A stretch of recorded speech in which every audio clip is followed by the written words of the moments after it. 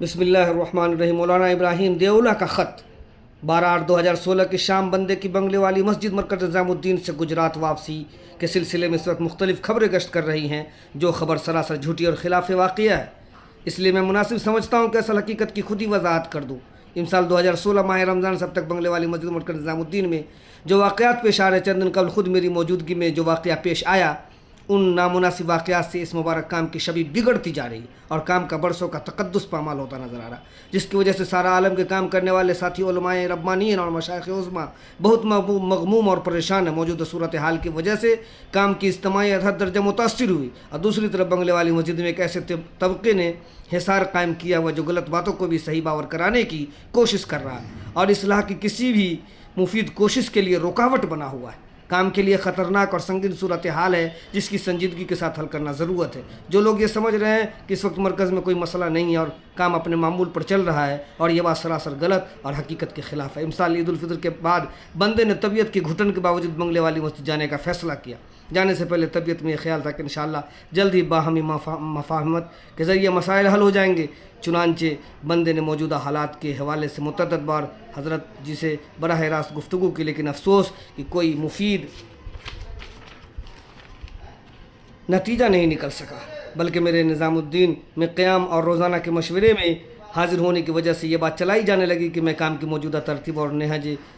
کا حامی ہوں، اور یہی سی صورتحال میرے لیے موجودہ وقت میں اس کام کے حوالے سے اپنے موقف اور نظریات کا اظہار نہ کرنا دین میں مداہنت سمجھی جائے گی۔ اس لیے ذیل میں ساری دنیا کے کام کرنے والوں کے لیے میں اپنے موقف کی صاف لفظوں میں وضاحت کرتا ہوں۔ اس وقت دعوت کی اس مبارک محنت کا دائرہ ساری دنیا میں وسیع ہو گیا، لاکھوں لوگ اس کام میں جڑے ہوئے ہیں، مختلف المزاج مختلف مسالک کے لوگ اس محنت سے وابستہ ہیں۔ ظاہر ہے کہ اتنے وسیع اور پھیلے ہوئے کام کا بوجھ سنبھالنے کے لیے پرانے بزرگوں کی صحبت یافتہ ایک مستند جماعت کا ہونا ضروری ہے، جو تقوی، امانت داری، کام کے لیے مخلص اور للہیت اور محنت اور مجاہدے کے حوالے سے کام کرنے والوں کے درمیان متفق علیہ ہے۔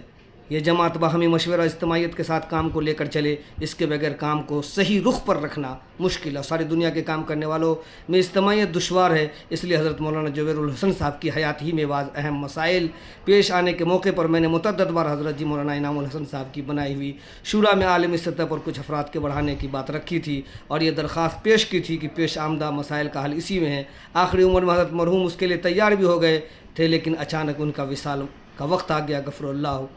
نیز حضرت مرحوم کے وصال کے بعد ہم نے پرانے کام کرنے والے کے مشورے سے ایک تفصیلی مکتوب مولوی صاحب کو پیش کیا تھا، جس کام کی موجودہ ترتیب اور نہج کے حوالے سے اپنی تشویش کا اظہار کیا اور مسائل کے حل کرنے کے لیے شورا کے قیام کی بات کی،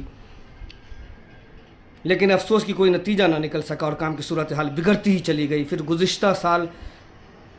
نومبر 2015 میں دنیا کے پرانوں کی موجودگی میں شورا کی تکمیل کے بعد میں نے دوبارہ خود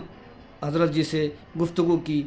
کہ آپ اس شورا کو تسلیم کر رہے ہیں، انشاءاللہ سارے مسائل اللہ تبارک و تعالی حل فرمائیں گے، لیکن انہوں نے تسلیم کرنے سے انکار کر دیا، جس کی وجہ سے ساری دنیا کا کام منتشر ہو گیا، صورتحال نہایت سنگین ہو گیا۔ اب بھی میرے نزدیک مسئلے کا حل یہ ہے کہ اس شورا کو تسلیم کر لیا جائے اور کام کے تقاضے شورا کی اجتماعیت پورے کیے جائیں گے۔ کام کے ترتیب و نہج کے حوالے سے پچھلے 3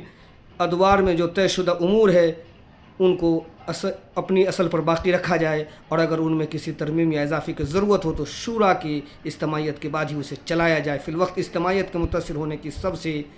بڑی وجہ نئی باتوں اور نئی ترتیبوں کو شورا اور پرانے کے مشورے اور اعتماد کے بغیر چلایا جانا ہے۔ دین و شریعت کے تشریح و توجیہ سے متعلق یہ جماعت جمہور اہل سنہ والجماعہ کے مسلک کی پابند ہے۔ قرآن کریم کی کسی آیت کی تفسیر میں جمہور مفسرین، حدیث کی تشریح میں جمہور محدثین اور سیرت رسول اللہ صلی اللہ علیہ وسلم اور سیرت صحابہ رضی اللہ عنہم اجمعین سے استنباط اور استخراج میں جمہور فقہا کی رائے کے تابع ہے۔ جیسے پرانے 3 ادوار میں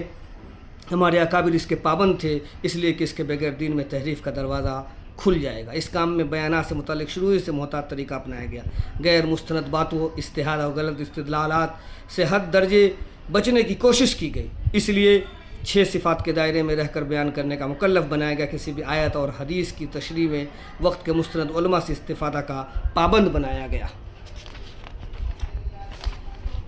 تردید اور تنقیص، تقابل عقائد اور مسائل حالات حاضرہ کے تذکروں سے ہمارے پرانے حضرات بچتے رہے، اور کسی بھی دینی جماعت یا فرد پر تنقید تبصرہ سے بچنا اس کام کا اہم اصول ہے۔ لیکن موجودہ وقت میں بہت سے کام کرنے والے اہم ذمہ داران بیانات میں پرانے دائرے سے باہر نکل رہے ہیں، خصوصاً سیرت صحابہ سے غلط استدلال دینی جماعتوں کی تنقید و تنقیص کثرت سے سننے میں آ رہی ہے، ان باتوں سے بندہ پہلے ہی دن سے راضی نہیں اور متعدد بار اس سلسلے میں توجہ بھی دلاتا رہا اور اپنے بیانات میں بھی مثبت انداز میں متنبع کرنے کی کوشش کرتا، لیکن جب معاملہ حد سے تجاوز کر گیا، میرے بنگلے والی مسجد کے قیام کا لوگ غلط مطلب لینے لگے کہ بندہ کام کے موجودہ ترتیب اور روش سے راضی ہے۔ نس بنگلہ والی مسجد کے موجودہ ماحول کی وجہ سے بندہ سخت گھٹن محسوس کرنے لگا، تو کئی دنوں کے استخارے کے بعد بندے نے یہ فیصلہ کیا کہ کام کرنے والوں کے سامنے اپنے موقف کا صاف لفظوں میں اظہار کروں، اور جب حالات سازگار ہو جائیں گے تو بندہ کو دوبارہ حاضر ہونے میں ادنیٰ تأمل نہیں رہے گا۔ میری گجرات واپسی فریق بن کر نہیں ہوئی، بلکہ کام کی حفاظت اور مداحنت سے بچنے کے لیے ہوئی۔ مجھے بھی اللہ کے ہاں جواب دینا ہے۔ اللہ تعالیٰ کام کی اور کام کرنے والوں کی حفاظت فرمائے، آمین۔ بندہ ابراہیم دولہ، مقیم حال دیولا، ضلع بھروچ، گجرات، 15 اگست 2016 برج شنبہ۔ تو یہ آپ سن رہے تھے حضرت جی مولانا ابراہیم دولہ صاحب کا یہ ایسا خط جن کے اوپر سینکڑوں الزامات لگتے ہیں، لیکن حقیقت آج آپ نے خط کے ذریعے سے جان لیا۔ امید کرتا ہوں کہ اس خط کو سمجھنے کی یا اس کی گہرائی کو جاننے کی ضرورت سمجھ کر اس کو خود بھی پڑھیں گے، سنیں گے اور دوسروں تک بھی پہنچانے کی کوشش کریں گے، اور اب کمنٹ میں رائے ضرور لکھیں گے۔ السلام علیکم۔